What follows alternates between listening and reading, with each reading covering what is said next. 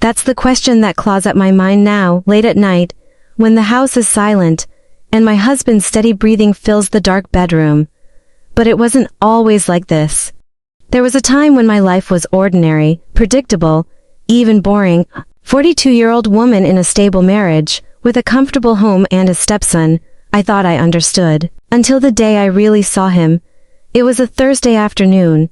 The kind where the air feels heavy with unsaid things. Things Daniel had left behind when he rushed out that morning for a business trip. Tossing me a distracted kiss like brushing away a fly. We hadn't touched each other in months. Not in the way a wife needs. I was carrying a basket of laundry upstairs, my mind dulled by routine when I heard it. A low muffled groan from behind Jake's door. My 21-year-old stepson, all lean, muscle and restless energy, with the kind of boldness that only youth and entitlement can bring. I should have kept walking, but I didn't. The door was ajar, just enough to let a sliver of light spill into the hallway, and then I saw him. Jake was sprawled across his bed, shirtless. One hand gripping the headboard while the other moved slowly between his legs, deliberate. And sure, his body was tight with tension, his breath coming in short, sharp gasps. The sight, raw and unguarded, sent a jolt through me that I hadn't felt in years. I should have turned away, but I didn't. My feet stayed rooted, his grip tightened, his hips lifted off the mattress in rhythm. A flush climbed up his chest, his abs flexing with each movement. Then, God help me, he let out a low, rough curse, his head falling back against the pillow as his body shuddered. My throat went dry, my pulse hammered in places I'd forgotten could ache. That was the moment everything shifted, because for the first time in years, I felt alive. And I wanted more. At least that's what I tell myself now. Back when life still looked familiar. Back when I was just Laura, devoted wife, reliable stepmother. The woman who kept the house clean and the wine chilled for her husband's return. But devotion. Where's then, when no one notices it anymore? I met Daniel 7 years ago at a charity gala, one of those stiff champagne-drenched events, where rich men congratulate themselves for signing checks. He was polished, handsome in a corporate way, salt and pepper hair, tailored suits, a smile that never quite met his eyes. A widower with a 21-year-old son, a man who needed someone to fill the quiet parts of his life. And I was lonely enough to say yes. For a while it was enough. The big house in the suburbs, the country club invites, the whispers behind my back. She really landed well, but Daniel never loved me. He loved the idea of me, a presentable wife, a warm body, a woman who didn't ask questions when he worked late or smelled like someone else's perfume. And Jake, when I moved in, he was just a moody teen, all slouch and attitude, glaring at me like I was a trespasser. I tried, God, I tried, making his lunches, cheering at his games, pretending not to flinch when he slammed his bedroom door, but we never connected, not until he grew up, and grow up he did. The gangly boy vanished, his jaw sharpened, his voice deepened, hitting tones that curled in my stomach when he spoke. And the way he looked at me, sometimes like he saw me, in a way Daniel hadn't in years. It sent something dangerous coursing through my veins. But I ignored it, until that day, until I stood outside his door, humming with a sensation I hadn't felt in over a decade. That night, I lay in bed beside Daniel, his snoring steady, my skin still burning. I replayed it again and again. Jake's tense muscles, his breath, his fingers. I didn't want to stop. That terrified me. Because now I want it, and worse. I was starting to believe he did too. That's what I told myself the morning after. I repeated it like a mantra, scrubbing counters, folding laundry, pouring coffee, anything to keep my hands busy and my mind numb, but my body remembered. Every time I blinked, I saw him. The glint of sweat, the motion of his hand, the raw, unfiltered pleasure on his face haunted me, consumed me. 3 days later, he looked at me, really looked. It was in the kitchen. Daniel was away again, another trip. I'd stopped believing that years ago. The house was quiet, the air thick. I wore a sundress, one I hadn't put on in ages. It hugged a little too tightly. I told myself it wasn't for him. I was lying. Jake walked in, damp from the shower, shirtless, a towel low on his hips. Water trailed down his chest, tracing the sharp lines of his stomach before vanishing. My throat went dry. "Morning," he said, voice rough with sleep. I couldn't speak. He smirked like he knew and reached past me for coffee. His arm brushed mine, just a flicker, but it lit me up. I should have stepped away. I didn't. He poured his coffee slow, steady, eyes locked on mine, then he sipped, lips curling around the rim.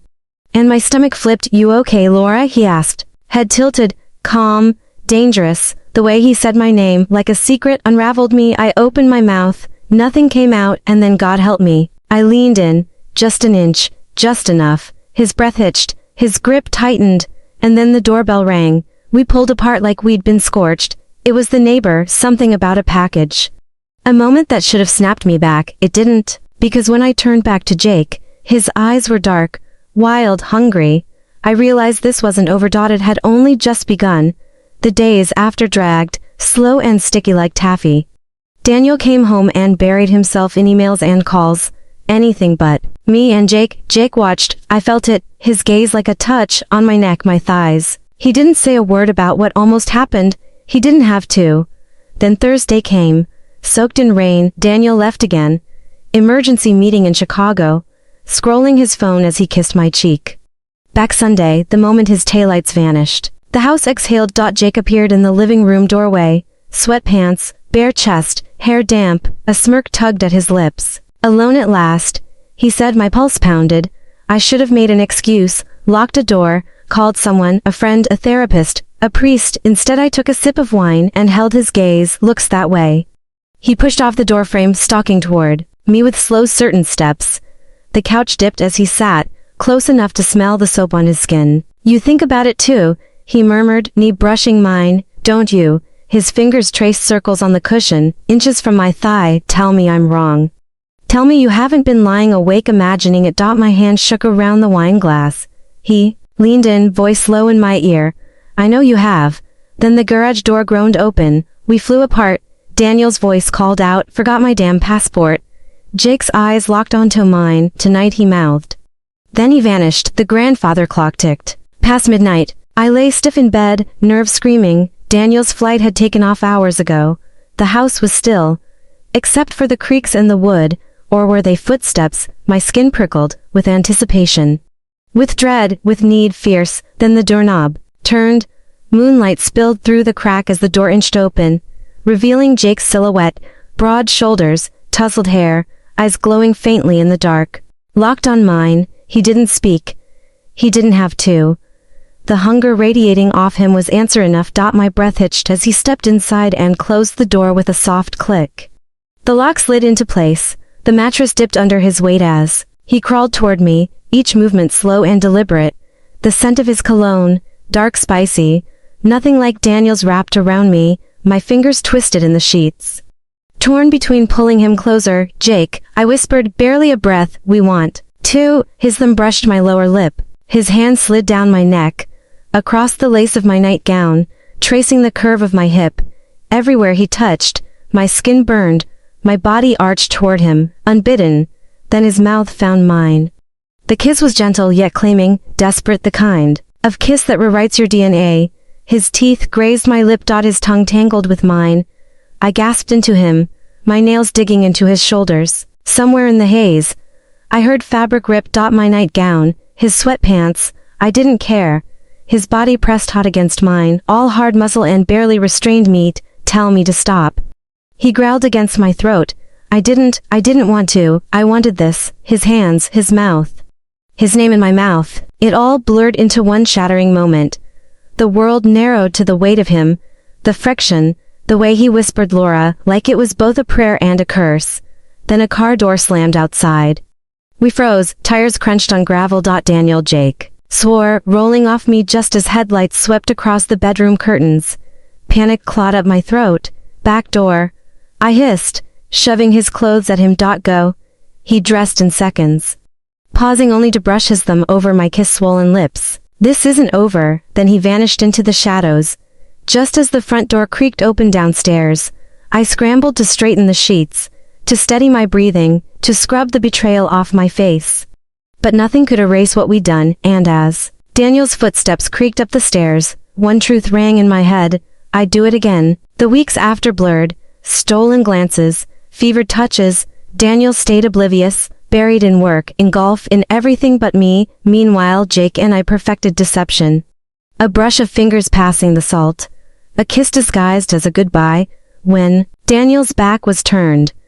We were careful, we were reckless, we were doomed. The first crack appeared one Sunday at breakfast. Daniel shuffled through the mail. I choked on orange juice. When he frowned at a credit card statement, "Laura," he said slowly, "why is there a $300 charge from the Grand Hyatt last Tuesday?" Ice flooded my veins. That had been our afternoon. Jake's fork clattered. "Oh, that was me," he said smoothly. "Study group, hotel bar, forgot my card," so Laura covered Daniel's. Eyes narrowed. "A study group at a luxury hotel.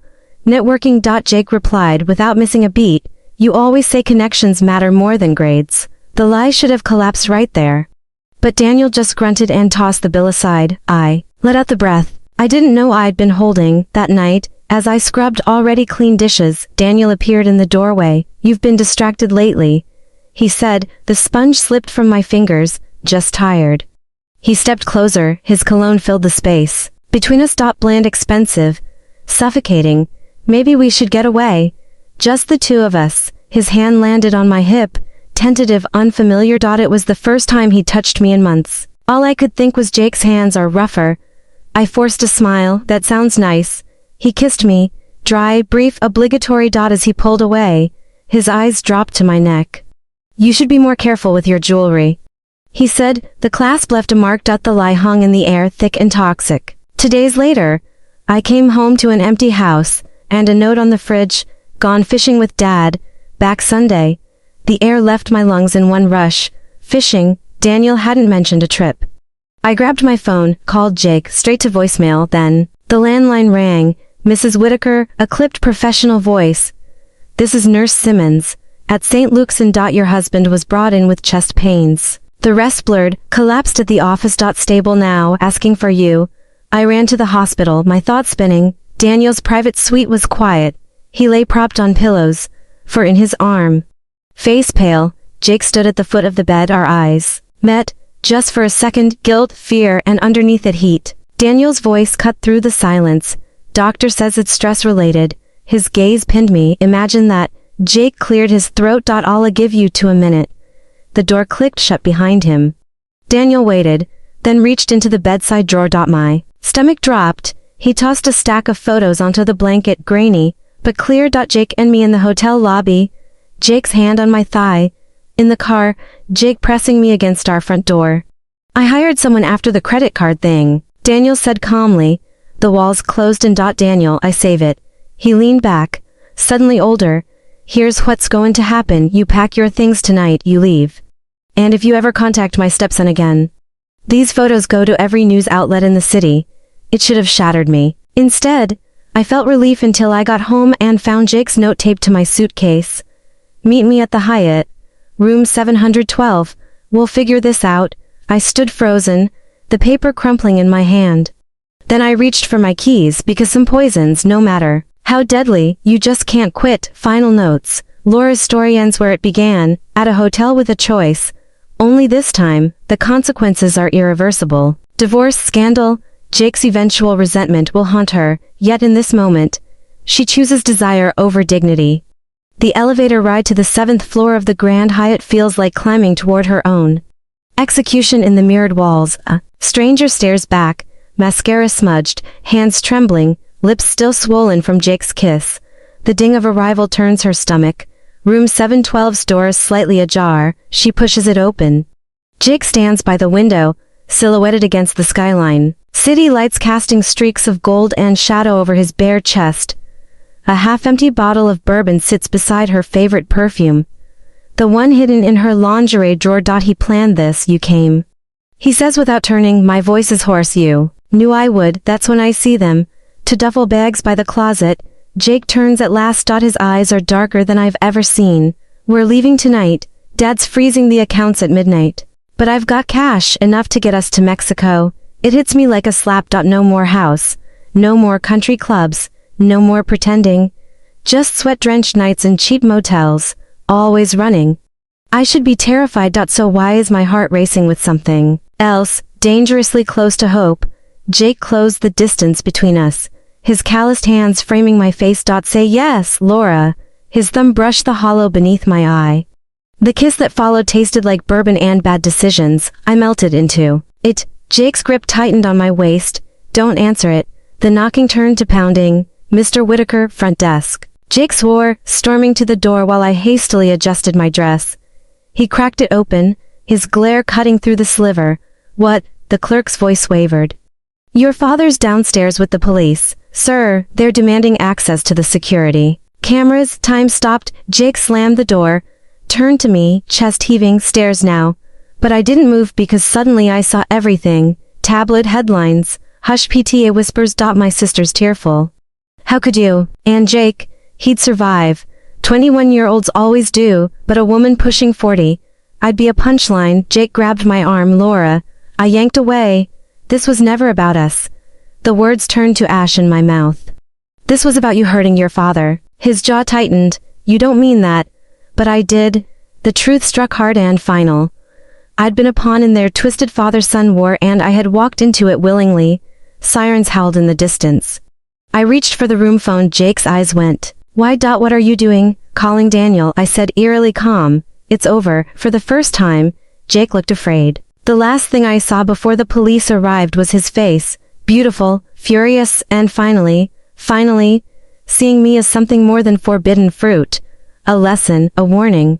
A woman who chose herself too late. The divorce papers came on a Tuesday. Daniel kept the house, the cars, his reputation. I got a studio apartment and a Google alert that pings every time Jake's name surfaces. Frat parties, a DUI.